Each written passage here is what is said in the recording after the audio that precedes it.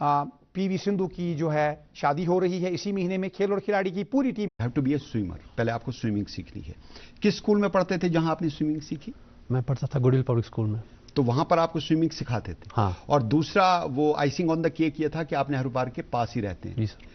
तो स्विमिंग आपने सीखी। उसके बाद जो दूसरा मरहला होता है वो होता है डैम बोट का। वो मरहला कैसे तय किया आपने?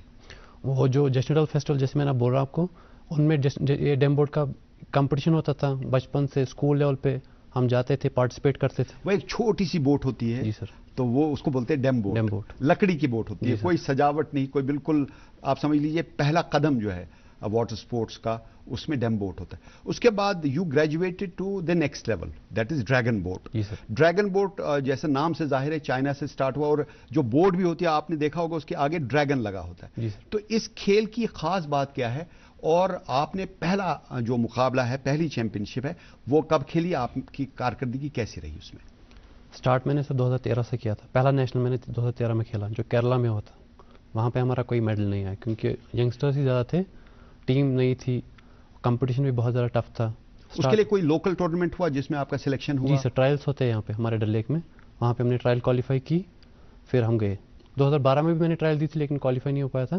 2013 में मैंने फिर से ट्राई किया, ट्रायल दी, क्वालिफाई किया, फिर मैं गया था खेलने। तो केरला आप गए, वहाँ पर आपने पहली बार एक नेशनल एटमॉस्फेयर देखा और यू गॉट एक्सपोजर, मुख्तलिफ खिलाड़ियों को देखा।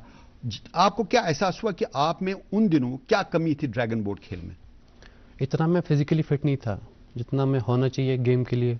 यानी पहली बात है you have to be physically fit. जी sir. Number two mentally strong होना चाहिए बंदा, क्योंकि टीम स्पोर्ट है। एक से भी अगर गलती हो गई तो पूरा टीम गलत हो जाता है, उनकी पैडलिंग खराब हो जाती है। यूनिसन होना चाहिए जो। तो पैडलिंग जो है वो बहुत इंपॉर्टेंट है, वो उसमें तालमेल होनी चाहिए तमाम खिलाड़ियों की। जी सर। एक बोट में कितने खिलाड़ी कुल होते हैं? इसमें सर दो तरह के बोट होते हैं, स्मॉल बोट होता है, स्टैंडर्ड बोट होता है। इसका क्या रोल होता है?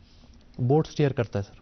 वो स्टीयर करता है। हाँ सर। और जो ड्रम पे होता है, उसकी जो ड्रम पे थाप होती है, जो उसका जो बीट करता है ड्रम को, उसी हिसाब से आप अपना पैडल पानी में डालते हैं। यानी there has to be synchronized effort between the drum beater and the players. जी सर। तो जहां पर वो एक बार ड्रम डम डम डम करता है, उसी वक्त आप अपने पैडल पानी में डालते हैं। जी सर। तो ये कोऑर्डिनेशन कितनी इंपॉर्टेंट है, टाइमिंग लिहाज से कितना अहम है ये? बहुत ज़्यादा सर। उसी जब तक जिस हिसाब से ड्रम बजाता है, हमारा पैडल तभी पानी में जाता है। वो जितनी बारी, जैसे कि पहले 200 मीटर हम लोग जिस हिसाब से वो तेज़ चलाता है ड्रम, हम भी पैडल तेज़ मारते हैं। फिर वो आहिस्ता आहिस्ता कम करता है स्पीड ड्रम की, हम भी पैडल स्लो करते हैं। फिर एंड में वो फिर से तेज़ करते हैं ड्रम, हम भी फिर स्पीड बजाते हैं। तो यहाँ पे देखिए, वहाँ ड्रम पे जो है वो बीट कर रहा है, और आप मुख्तलिफ खिलाड़ी जो हैं प्रैक्टिस भी करते हैं। कहाँ कहाँ आपने नेशनल्स में पार्टिसिपेट किया, और इंटरनेशनल में कब पहुँचे आप, उसके बारे में बताइए। ये नेशनल ड्रैगन बोट चैंपियनशिप कहाँ पे थी? जी सर, ये हमारा जो कैंप था, हम ये केरला में था वर्ल्ड चैंपियनशिप के लिए, उसी का फोटो है ये सर। ये हमने खेला था 2019 में। ये सर जो वर्ल्ड चैंपियनशिप है 2019 की, वही का है। अच्छा। ये जो हमारा मेडल निकाला था उस टाइम का फोटो है ये। आपको सर सर्टिफिकेट एशियन चैंपियनशिप है। जी सर, एशियन चैंपियनशिप की सर्टिफिकेट है। एशियन चैंपियनशिप कहाँ खेली आपने? वो भी सर थाईलैंड में खेली मैंने। अच्छा। ये एशियन चैंपियनशिप है, हांगकांग में खेली थी हमने। जी। ये हिमाचल प्रदेश के जब हमने मेडल निकाला था वहाँ पे। ये हमारे जो सेक्रेटरी साहब है यूथ सर्विस के, उन्होंने जब मेडल आपको पहना है। जी जी, बहुत खुशी की बात है, आपको इनाम इकराम से नवाजा गया। उसके बाद जो मुख्तलिफ जगहों पे आप गए, वहाँ पर आपने अच्छी परफॉर्मेंस दिखाई, फिर आप इंडिया के लिए खेले। जी सर। तो ये कितना प्राउड मोमेंट था आपका जब आप अपनी कंट्री के लिए खेल रहे थे? बहुत ज़्यादा सर, बहुत ज़्यादा प्राउड का मोमेंट है। अपने नेशन को रिप्रेजेंट करने का मौका मिला हमको। कहाँ पे गए थे? पहला जो इंटरनेशनल आपका था किस साल था, और कहाँ पे आपने खेला? पहला मैंने 2019 में खेला था, जो थाईलैंड में ही हुआ था। अच्छा। वर्ल्ड चैंपियनशिप थी। जी जी सर। फिर और उसके बाद मैंने एशियन चैंपियनशिप खेली, जो वो भी थाईलैंड में हुई थी, पटाया में। हाँ सर। तो वहां पर जो कोर्स है, जो वाटर बॉडी है, वो हमारी डल लेक से कितनी मुख्तलिफ है? क्या आपको वहां आसानी हुई?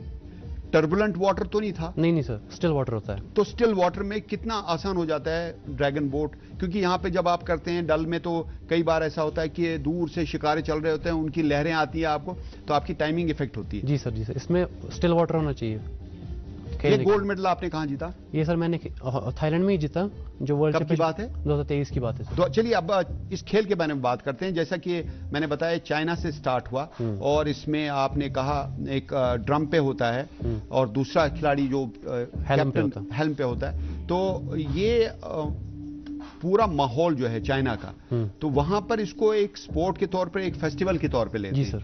तो हमारे यहाँ भी जश्न डल होता है, वो भी एक फेस्टिवल है और तकरीबन हर साल ऐसे मुकाबले होते हैं। यहाँ पर डेम्बो होती है, वहां पर देखिए कैसे बास्केट बोट होती है। तो वहां पर उनका अपना अंदाज है, हमारा अपना अंदाज है। तो जश्न डल मनाने का पर्पज क्या ये हमने बोरो किया है चाइनीज फेस्टिवल से, ड्रैगन बोट फेस्टिवल से, या ये इंडिजिनस है हमारा? ये हमारा सर इंडिजिनस फेस्टिवल है। और ये केरला जब आप गए थे? जी सर। अब देखिए ये चैंपियनशिप बताइए इसके बारे में। इसी में सर हमने ये 2000 मीटर इवेंट था, हमने जो गोल्ड मेडल निकाला। यहाँ पर आप हैं, ज़ोहर लट्टू साहब हैं और उनके साथ आप हैं। जी सर, जी सर। सेकंड पोजीशन पे हम बैठे। आपकी बोट का नंबर क्या है? 11 नंबर सर। जी। तो कौन सी टीम अच्छी थी? ब्लू में आप है ना? ये इंडिया सर 11 नंबर बोट में।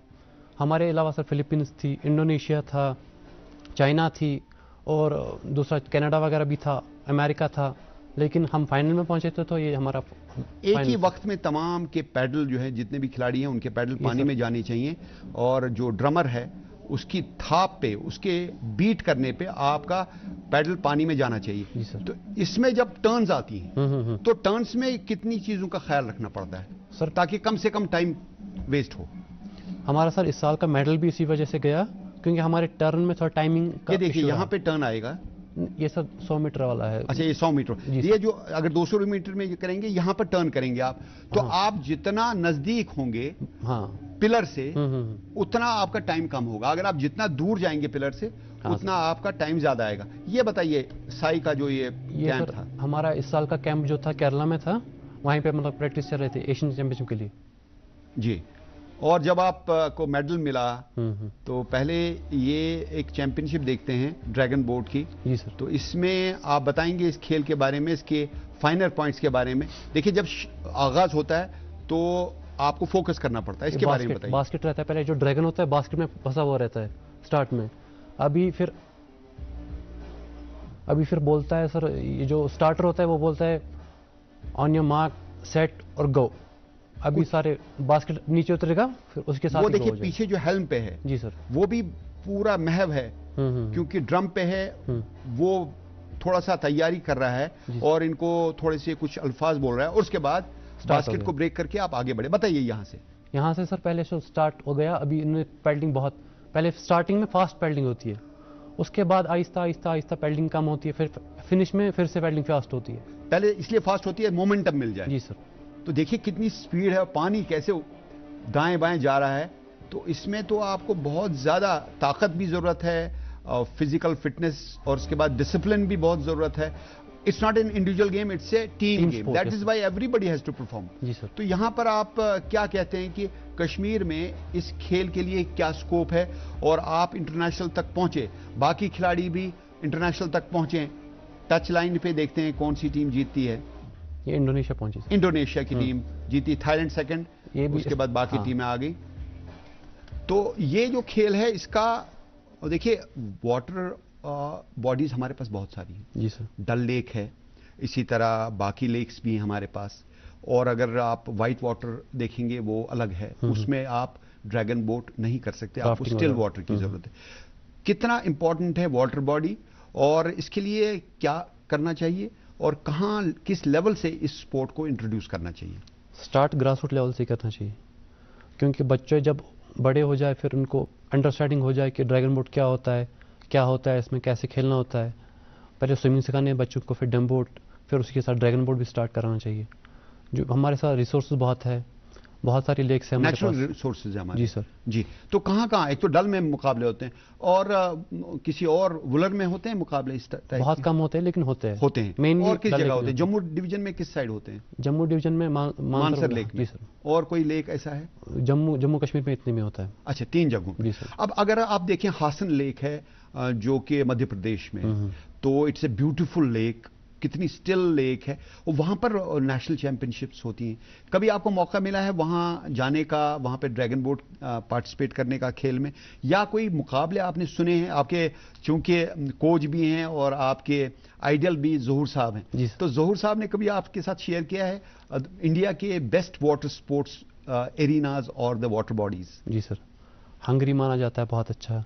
उन्होंने बोला जो अभी तक जितना भी मैंने सीखा है उन्हीं से सीखा है। जो मेरे कोच है मिस्टर फारूक अहमद भट्ट साहब, उनसे भी मैं, जो मेरे आइडल भी रहे, ज़हूर साहब से भी आपने काफी सीखा? जी ज़हूर सर, लट्टू साहब से? हाँ सर, उनके साथ मैंने खेला भी है। जी जी। जो मेडल मेरा निकला था उनके साथ हम इकट्ठे खेले थे।